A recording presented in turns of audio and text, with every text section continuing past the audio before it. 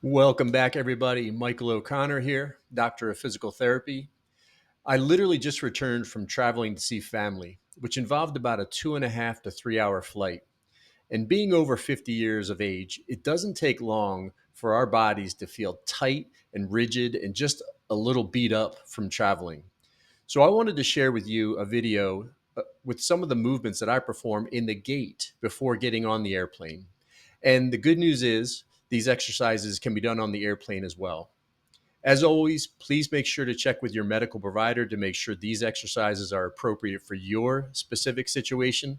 Safety first. And please don't forget to subscribe to my channel, hit the like button, and leave some comments to let me know if you're enjoying this content. Let's take a look at the 7 exercises to keep you more mobile and comfortable while traveling. Our first exercise is the posterior pelvic tilt. Make sure you're in a good supportive surface. Your hips and knees are roughly in 90-degree angles. You're going to gently tighten your abdominal muscles, flattening out the low back into the couch. Remember, this exercise rotates your pelvis backwards. You can put your hands on your mid thighs to make sure you're in good alignment and breathe comfortably during this exercise. Couple reasons why we do the posterior pelvic tilt. It strengthens your core and abdominal muscles. It helps stretch your low back and helps with your overall posture. Where can we do it? The good news is this is an anywhere and everywhere exercise. 2 sets of 5 to 8 repetitions for about a 3-second hold. Exercise number 2, trunk rotation. Rotating to the right here, you can see my left hand's on the outside of my knee to provide a little overpressure. That elbow is nice and close to my body, and I'm thinking tall alignment throughout. Rotating to each side, making sure I'm, again, keeping my alignment nice and neutral and breathing comfortably during this exercise. Why do we do it? Well, a lot of the activities of daily living that we do involve trunk rotation. This includes putting your luggage in the overhead bin and rotating to get into your airplane seat.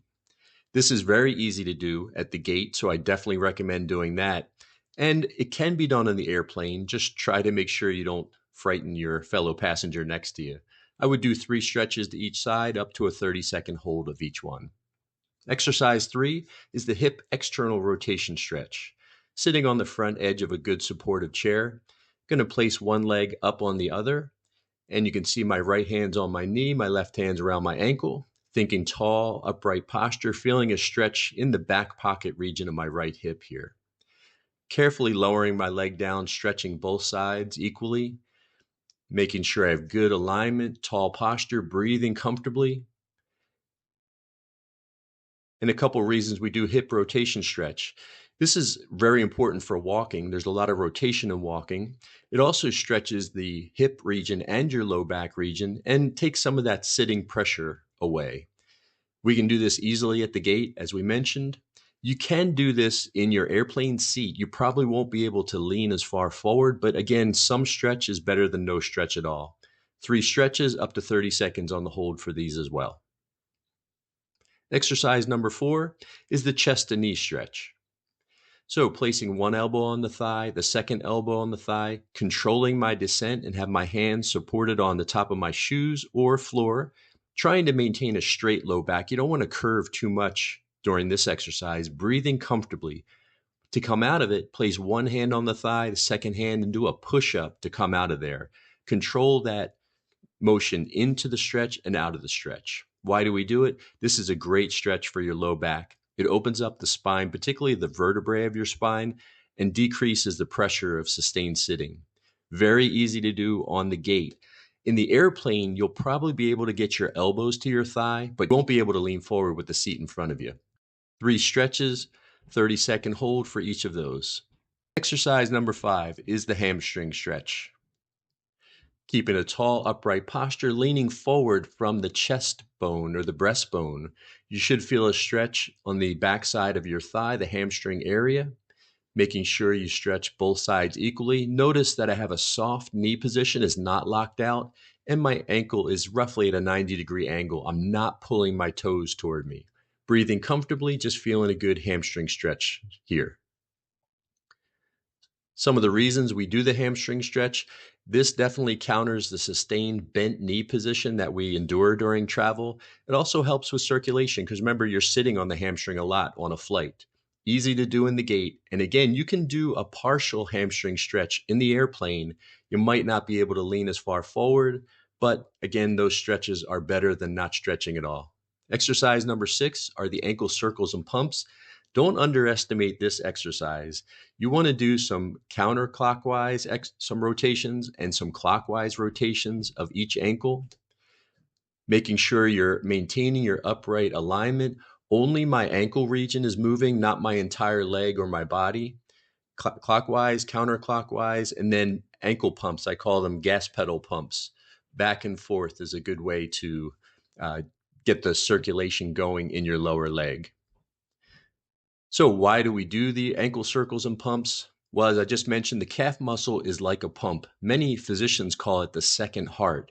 It takes the blood that's accumulating in your ankles and pumps it back to your heart, so it aids in circulation. You can do these anywhere and everywhere, and it is a great idea to do these during a flight. 2 to 3 sets, 5 to 8 repetitions. Don't get too worried about the direction you're going in. Just do a good amount of clockwise, counterclockwise, and ankle pumps. Exercise number 7 is the quadricep stretch.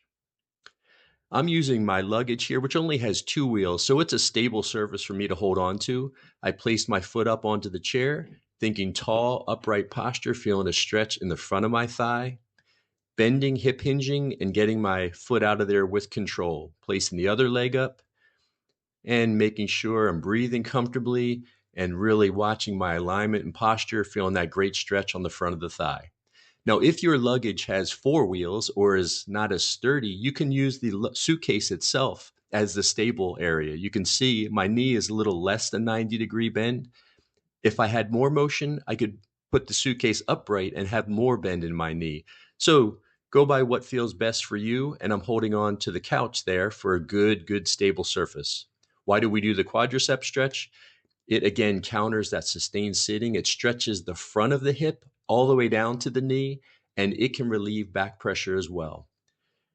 Where do we do it? Well, this is definitely easier to do at the gate with some good stable surfaces, but I sneak this stretch into the airplane restroom sometimes, making sure I clean surfaces, of course.